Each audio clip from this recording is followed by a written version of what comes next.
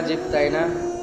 ওয়ারাসাতুল আম্বিয়াদেরকে যারা জঙ্গি বলে ট্যাগ লাগাতো, আজকে তারাই জঙ্গি হিসেবে ধরা পড়েছে। গতকাল গোপালগঞ্জের যে ঘটনাটা, বুধবার গোপালগঞ্জের যে ঘটনাটা, এনসিপির সদস্যরা, এনসিপির নেতাকর্মীরা যখন তাদের সমাবেশ শেষ করে ফিরছিলেন, ওই সময় তারা ককটেল মারা শুরু করছে। ওই যে আল্লামা খালেদ সাইফুল্লাহ আইয়ুবী হাফিজাহুল্লাহকে যেমন ককটেল মারার অপরাধে বাইতুল মুকাররমের উত্তর গেটে ককটেল মারার অপরাধে তেনাকে রিমান্ডে দেওয়া হয়েছিল, এবং অনেক বড় বড় আলেম যারা সম্মানিত ব্যক্তি তাদেরকে রিমান্ডে নেওয়া হয়েছে, তাদেরকে হেনস্থা করা হয়েছে, বুলেট প্রুফ জ্যাকেট পরানো হয়েছে, তাদেরকে লাঞ্ছনার চূড়ান্ত পর্যায়ে তাদেরকে পৌঁছানো হয়েছে।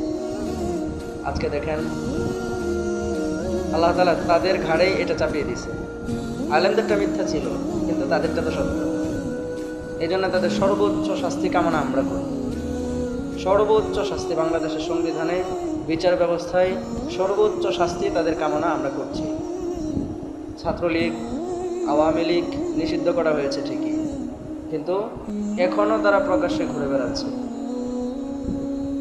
তারা তো খুনি, তারা তো অর্থ পাচারকারী। যেখানেই পাওয়া যাবে তাদেরকে সেখানেই প্রতিহত করা উচিত ছিল আমাদের, কিন্তু তাদের উপর দয়া ও করুণা করে আমরা তাদেরকে ছেড়ে দিছি। এই ছেড়ে দেওয়ার কারণে আজকে তারা আমাদের উপর হামলা করতেছে, এমনকি আমাদের প্রশাসন বাহিনীর উপর তারা হামলা করতেছে। এটার জন্য তাদেরকে সর্বোচ্চ শাস্তি দিতে হবে।